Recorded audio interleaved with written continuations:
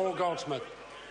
Thank you, Mr Speaker. My question is to the Minister of Finance and asks, how is the government's plan to lock in the gains from a growing economy, helping to deliver more jobs and higher wages for New Zealanders?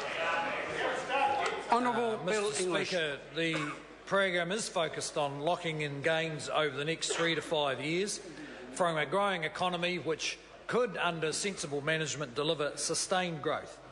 And so our plan includes responsibly managing the government's finances, continuing to build a more productive and competitive economy that supports higher wages and more jobs, investing in better public services so we can have a better community as well as sound government's books, and supporting the rebuild of Christchurch, including $15 billion of government support.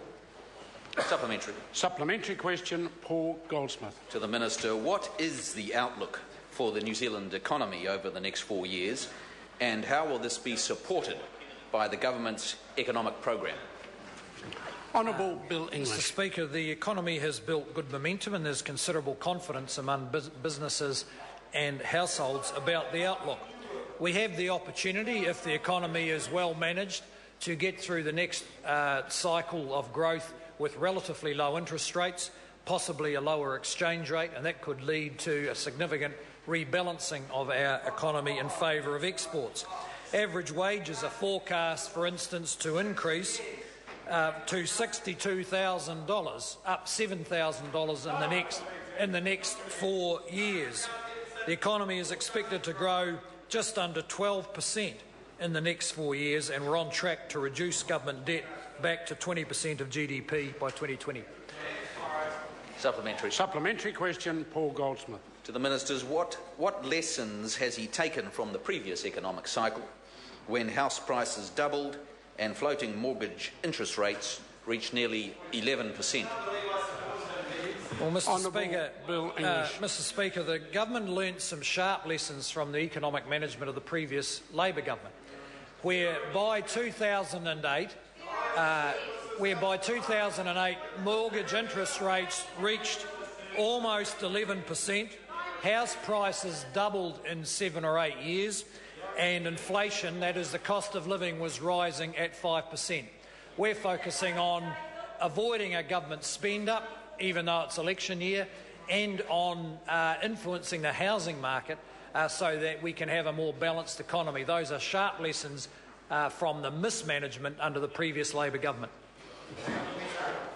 Supplementary question, the Honourable David Parker.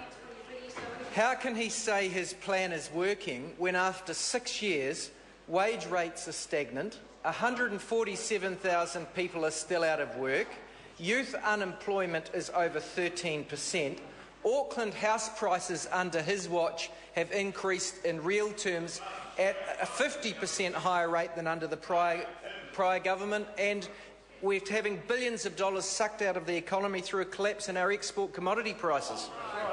Honourable Bill English. Well, look, Mr Speaker, my opinion of it is, I suppose, interesting, although I've had the opportunity to share that with the House several hundred times in this last session.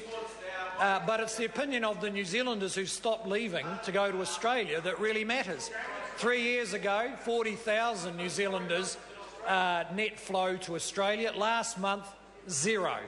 So the battlers in the regions have decided it's working, and they are staying because they can get work here with appropriate pay, and they know they can't get it in Australia. Supplementary. Supplementary question, Paul Goldsmith. To the Minister, how are the lessons taken from the previous economic cycle being built into the government's program for responsible economic and fiscal management? Honourable Bill English. Well, Mr Speaker, those lessons that I referred to earlier are really quite important. It is important, for instance, that we maintain the discipline of economic spending, but also that we maintain a strong focus on the economic policy which has given businesses and households the confidence they now enjoy to invest, to save, to work more hours, to save more money, and to go and ask for a wage increase because they can see the productivity. So we'll be sticking to careful fiscal management, a broad program of microeconomic reform, and in particular we will avoid the mistakes made by the previous Labor government, the damage from which we are still cleaning up 6 years later. Supplementary. Supplementary question, Brendan Horan.